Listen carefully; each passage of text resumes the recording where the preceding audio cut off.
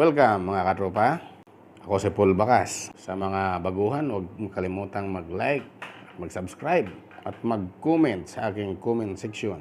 Nandito ako ngayon sa Malati Park, Roas Boulevard, Manila.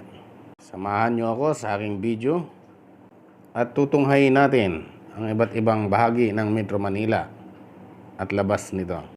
Titingnan natin ang epekto ng ECQ 2021.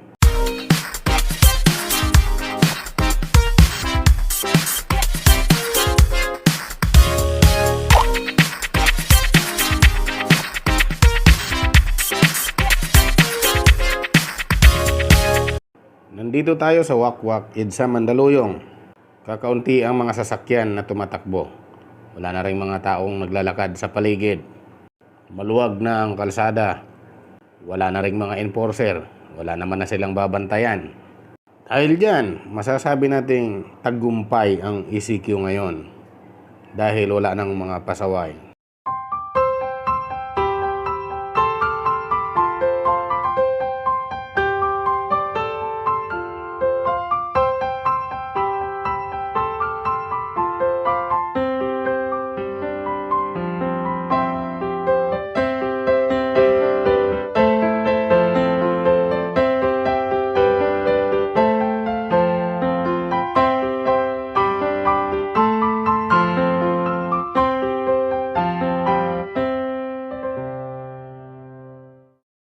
Samantala, nandito na tayo sa Cubao, Aurora.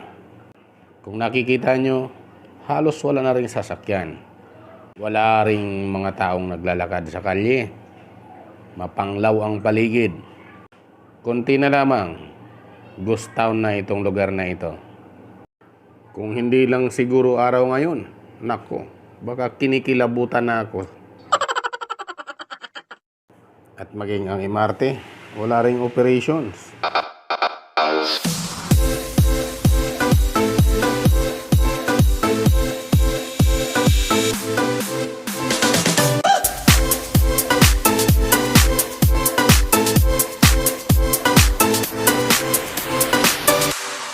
Magmula dito, lilipat naman tayo mga katropa sa ibang lugar.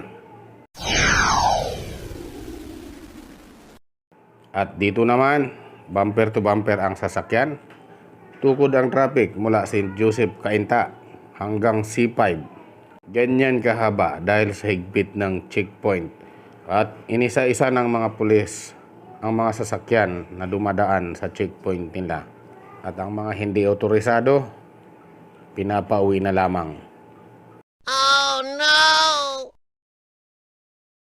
Samantala, kung gaano kasikip doon, siya namang napakaluwag dito sa Marcos Highway, Cugio, Rizal. Kung titingnan nyo, grabe ang lawak ng kalsada. Ang saya, di ba?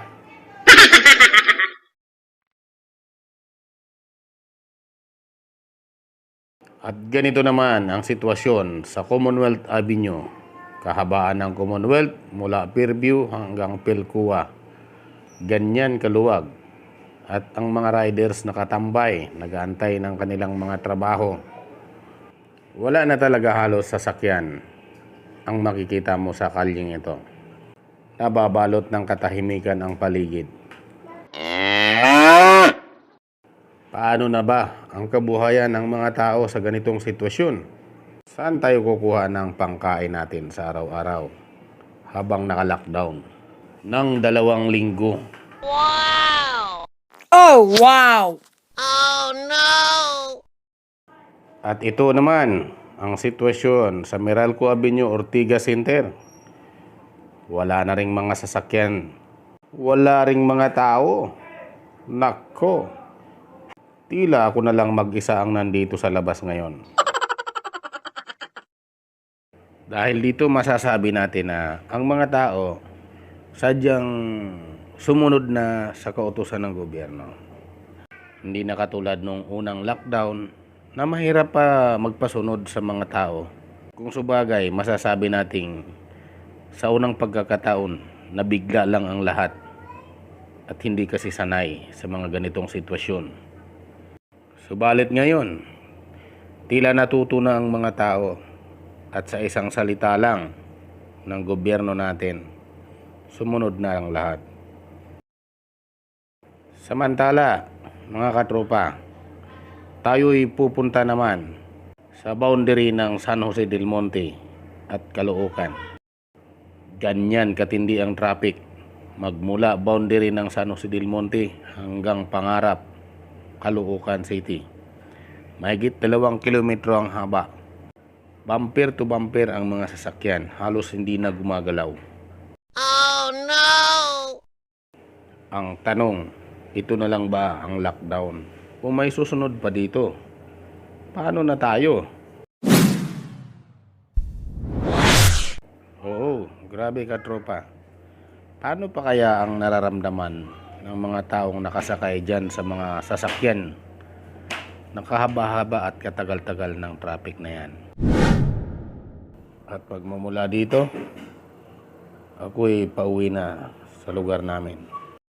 At ito, ganito kalinis ang aming lugar kung saan dito ako nakatira. Wala na ring mga tao. Napakalinis at napakatahimik. Kayo, sa inyong mga lugar, ganito rin ba? O gaano ka-epektibo ang lockdown sa bawat kalye ninyo? Palubog na ang araw. Ang tanong palagi ng lahat, sisikit pa bang muli yan para sa atin? At ang sagot ko sa inyo, kapit lang mga katropa. May pag-asa pa.